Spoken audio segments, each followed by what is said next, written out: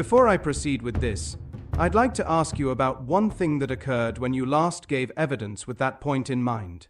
It's something I couldn't deal with at the time because of the way that the evidence ran. I wonder if we could just put up, and I am sorry we have to go to the baby B documents. Just for the purpose of this, could you put up, please, Mr. Murphy, slide 233 from the baby B pictures? I'm raising this question about your approach to the evidence, Dr. Evans. Page 1282 under baby B. You need to come out and go back in again, and then it is slide 233.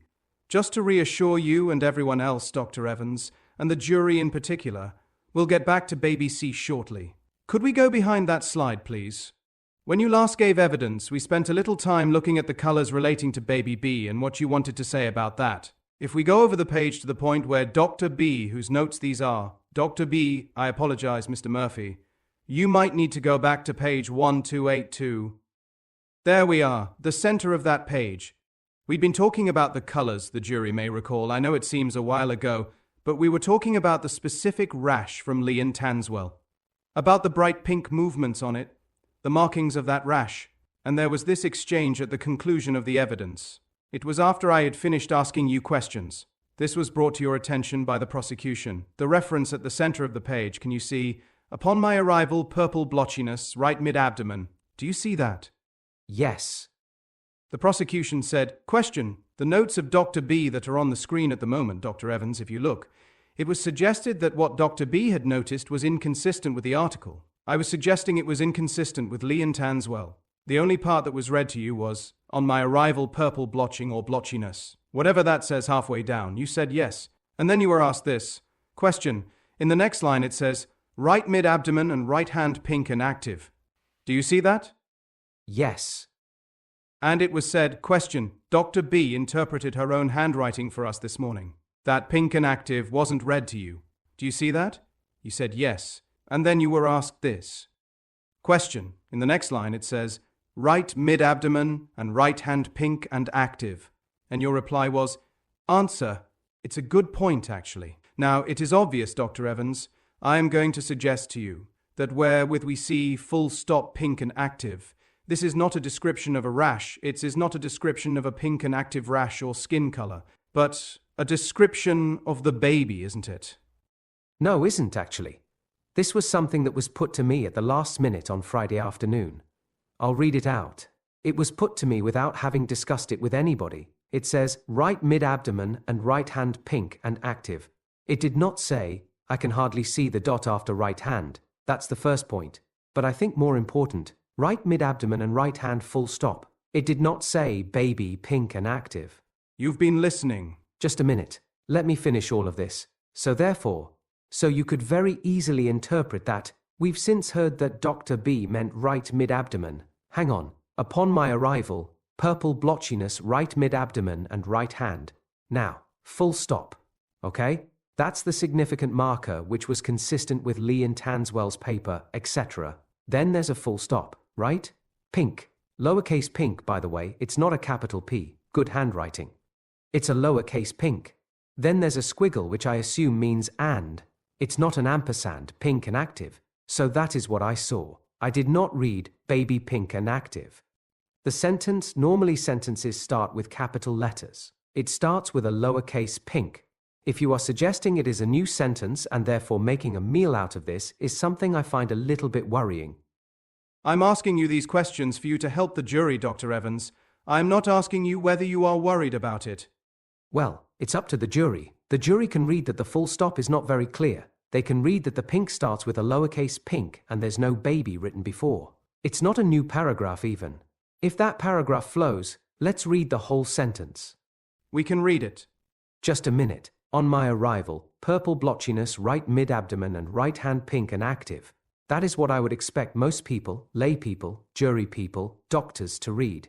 If Dr. B has said she meant baby pink and active, then I would suggest you should have a word with her about making comments that are not completely clear. This is not my way of writing things down. You listened closely to the evidence of the witnesses dealing with this, didn't you? We've discussed baby B, and by the way, with baby B, I came to my conclusions regarding air embolus. Can we get to the question I'm asking you about? Please help the jury with this. I've helped the jury. You raised the issue of three, none of which starts with an uppercase, as a sentence starts, and you're making an issue of something called pink and active, which follows an entry saying, purple blotchiness right mid-abdomen and right hand. Dr. B that morning before you gave evidence said pink and active referred to the baby, didn't she? I can't remember that, but it's not in the notes. You have told us about your 30 or 40 years of experience as a pediatrician, how you have seen medicine evolve. You know very well pink and active has nothing to do with a rash when you look at that. If you look at the whole sentence, and that sentence is confusing, okay? At the very best, it's confusing. You do not start sentences with lowercase. If you're implying, if you're relating, the other thing you don't do is this. Her previous sentence relates to the right mid-abdomen or right hand. So, how on earth am I supposed to work out that the next sentence, which begins with a small p, relates to baby being pink and active? If she'd said baby pink and active, fine, good, we know exactly where we are. This is just making a meal out of something. I have no idea why, but there you go. The jury will decide whether this is a meal out of nothing. Now please assist me. Pink and active plainly has nothing to do with a rash, has it? Right mid-abdomen and right hand pink and active.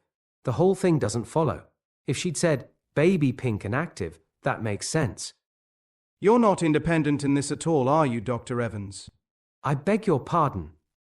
You're not independent as a witness. You keep saying you're an independent expert. You're not independent, are you? I am completely independent. I've been giving evidence in court for a long, long time. I know about impartiality, I know about the rules, and I know I'm here to assist the members of the jury in forming an opinion. I am not here for the prosecution. I'm not here for the defense. I am here for the court. Mr. Myers has been very kind in spelling out all the courses I attend in relation to my work for the courts. And that is something that is spelt out time and time again. If you are a medical witness, you are there for the court. In the family courts, you are there for the... I think we've heard this before, thank you. Can I just interpose at this stage? Because it's been going round and round, this, upon my arrival, purple blotchiness, right mid-abdomen and right hand. Now, if that is a complete phrase or sentence, does that make sense? As a complete sentence, that makes sense, my lord. What does it tell you?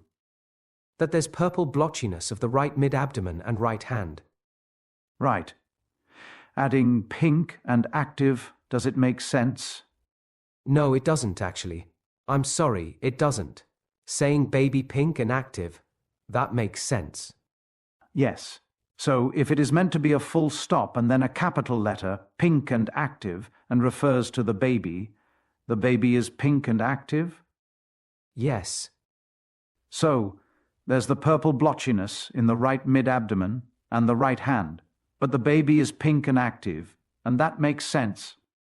If it says baby pink and active, that makes sense. All right. There we are.